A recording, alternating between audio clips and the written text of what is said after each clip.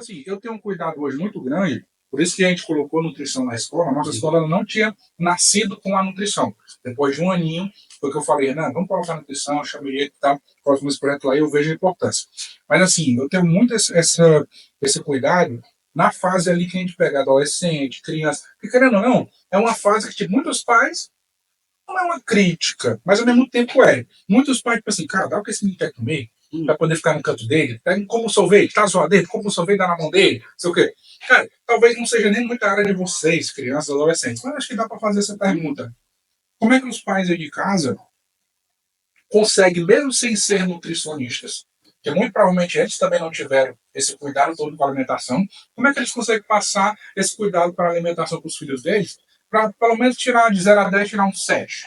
É dividir as refeições no dia, é ver o que está comendo, tem alguma coisa que muda mais de adulto para criança. A gente consegue dar um toque assim para eles, de tipo, quero, a partir de hoje, desse episódio, nessa parada, quero cuidar melhor da alimentação dos meus filhos. Qual um caminho assim para tirar 7 na prova? Primeiramente, mudar os próprios hábitos da pessoa, do adulto. Porque a partir dele é o reflexo das crianças. E aí é onde a gente vê mais. Os pais comem o que querem e os filhos ficam olhando. Entendi. Eles vão fazer o que os pais querem. Muitos pais hoje em dia já estão, tipo, tirando refrigerante. Nasceu a criança, o que ela vai ver dos pais, ela vai pegar pra ela. Adianta eu pegar, eu Muito tô real. tomando refrigerante e eu querer dar um abacate, uma frutinha pra criança. Não vai. Um moranguinho. A criança vai querer o que o pai tá comendo. Ele olha quem? Quem é meus espelhos? São eles. Minhas referências são eles. Se eles estão comendo uma coisa, eu quero aquilo ali. Entende? Então tem que começar com os adultos. Muitos pais já começam, suquinho, é um suco de laranja, coisa que a criança vai ter contato com refrigerante nos aniversários, quando já está grande, então ela não vai querer. Entende? Ela pode provar, mas não vai gostar, porque não foi do hábito dela. Então a mudança tem que começar dos pais. Com certeza, isso é muito real, né? É importante. Tu pensa uma coisa assim também? Aproveitando, vou dar um corte aqui, editor, só puxar a foto aqui. Eu estou só contando uma coisa sobre isso. Eu vou tirar esses papéis daqui e vai estar bonitinho. É, não, cara, quando aqui é pra mais mesmo. Quando eu estiver falando isso, evita mexer para fazer barulho no papel, entendeu? Não. Você pode tirar só um negócio aqui. Foi na produção muito bem. Foi falei. Eu posto no vídeo, mas não tá achando. Tem metade dos caras agora que os caras meteram a mão hoje. O que a gente tá falando, né? Só pra voltar aqui. Ele falou de pais com criança. Eu ia perguntar, mas não vou para isso. Eu pensava um pouco parecido. Aí antes de falar, ele tá falando dos hábitos dos pais, né? Tem que ser mudados. Falando nessa coisa de comportamento, a influência dos pais em relação às crianças, né? Como o George falou, a criança vai ver o comportamento do pai e da mãe e vai tentar imitar aquilo. Se o pai e a mãe estão comendo algo bastante calórico, algo muito industrializado, o filho, logicamente, vai querer imitar aquilo. Então não adianta nada você estar comendo um bolo na frente da criança e estar ofertando fruta para ela. Vai ser um comportamento extremo, que ela vai querer imitar você. É a mesma coisa quando a criança começa a aprender a falar. Ela aprende a falar ou te ouvindo e tentando imitar a fala, tentando imitar as palavras. Mesma coisa é seu comportamento com a alimentação. Então, é importantíssimo ter essa educação dos pais primeiro, para que possa ser passado para a geração futura, entendeu? E outra coisa muito importante, Jorge, é que eu queria que você comentasse também, é em relação às... Eu comentei com o Léo que antigamente, uma criança saudável, os pais aquela redondinha, cheinha, né, fofinha. E isso a gente tem que... É uma paradigma que a gente tem que mudar na cabeça dos pais, né? Porque não necessariamente a criança cheinha é aquela que está saudável. Porque mantendo ela nesse estado de sobrepeso desde a infância, vai impactar mais na vida futura, né? Eu queria ouvir um pouco da tua opinião em relação a isso, da influência da cultura que a gente tem de que a criança cheguinha é aquela saudável, né? Que os pais pensam nisso. O que você acha em relação a isso? Bom, essa questão de achar é um pouco irrelevante, porque os pais elas acham assim, ela não precisa fazer isso. E se a gente comparar com as crianças de antigamente, elas brincavam, Isso é muito real. queimavam muita caloria. Isso é muito real. Tá entendendo? E hoje em dia o que é que elas fazem?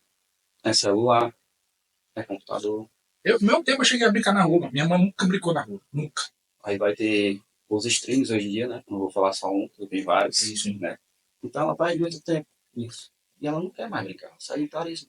Então, o que é que vai impactar numa criança dessa? Muita gordura. Isso aí vai, quando ela for crescendo, vai ter o estirão, ela vai emagrecer. Não vai. Vai continuar. E se continuar com o mesmo hábito, Sim. pode até emagrecer, mas se o hábito mudar, vai estirar, vai distribuir e tal. Mas se estirou e continuou comendo igual, Exatamente. normalmente aconteceu comigo. Então, E aí, a gente tem muitas crianças que hoje já têm diabetes. Hipertensão. cara, isso é muito triste, cara. Muito Hipertensão. triste. Por quê? Se você for olhar até na escola, a educação física já não é mais a mesma. Não. Realmente você tinha que correr, conhecer todos os esportes, Foi jogar, né? Nem que fosse obrigatório. Eu me dedicava pra caramba, entendeu? Uhum. Se botasse lá, o professor botava 10 voltas, já tinha, na minha época, já tinha dizendo, pra quê? Eu dava 20. Não é porque você achava, não. Porque eu gostava mesmo de me botar à prova. E a frequência também, cara. No tempo do Faria Lima, eu ainda lembro.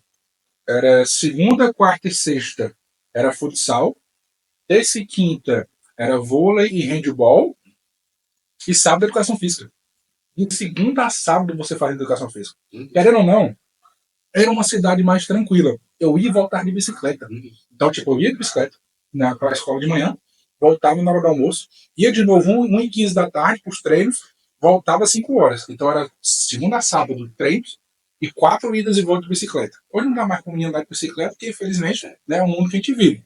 Mas a frequência também. Os colégios que a gente tem parcerias é uma vez na semana de educação física. Uma vez. E os alunos tudo. Exatamente. Tô cansado, não tenho vontade de fazer. Tá Muitos entendendo? deixam de ir. Fiz, cara, tem que ter o incentivo de todo mundo. Não é nem só o professor da educação física. Muitas vezes o cara faz o trabalho bem feito, mas a rotina, fazer mais vezes, incentivar com outras coisas. O próprio interclasse, que é uma coisa que mexe muito, né? Com o aluno, com certeza, muito massa, muito massa. Fazer a interação deles, né? Sem dúvida. É outra questão também, né? Você falando assim, muitos ainda davam aquela questão do biotônico, né? É uma coisa que não servia muito, mas a criança acabava comendo demais, porque ela precisava engordar, né? Que é bonitinha assim, mas não. A gente tinha essa questão das calorias, eles não têm mais, entende? A questão que vai impactar é essa, na saúde deles. Por quê? Vão estar comendo mais, tá gastando menos. Se está fazendo isso, vai acumular mais gordura, vai ter mais açúcar no sangue, e aí as doenças começam a aparecer. Isso. Em questão do prazo também, que é coisa de longo prazo, não aparece na hora, né? Uhum. Como o Léo falou, no tempo que ele era criança, ele ia de bicicleta para a faculdade, tinha o esporte da semana todinha, mas para você ver que é uma questão que envolve muitos fatores, não é só comida. Então é a maneira que você se locomove na cidade, o tempo que você tem para preparar comida, se você pratica atividade 2, 3 vezes na semana ou uma vez só. Tem gente que, muitos homens no nosso Brasil praticam futebol uma vez na semana porque olha a pelada do fim de semana, né?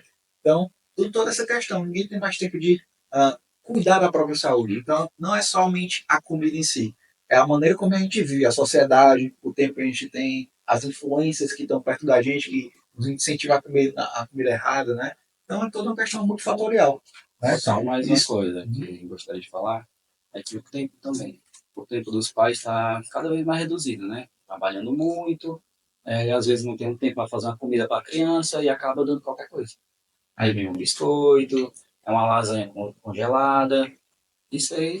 Aquilo que é mais rápido e fácil. Exatamente. É só botar no micro-ondas e deixar se virar lá. Eu vi um vídeo, obviamente era um vídeo para viralizar, mas era de uma mãezinha lá nos Estados Unidos fazendo o almoço das crianças. Cara, a mulher desembalou tudo do almoço. Ela não fez uma coisa tipo assim, não, produzir. Tudo ela desembalou e tacou na panela. Desembalou salsicha, o creme, o milho, o não sei o quê. Mas foi uma gororoba lá, esse era o almoço. Cara, que loucura, cara. Porque por mais que a gente esteja falando isso aqui tudo, talvez a minha visão de leigo, o Brasil ainda não é dos piores países, né? Porque a gente ainda tem muita cultura do arroz com feijão, da carne. Muita gente aqui gosta. Eu gosto de salada. Uma coisa que está me ajudando muito na minha dieta é eu gostar de salada. Eu fiquei mais gordinho pelo fato de más escolhas, realmente.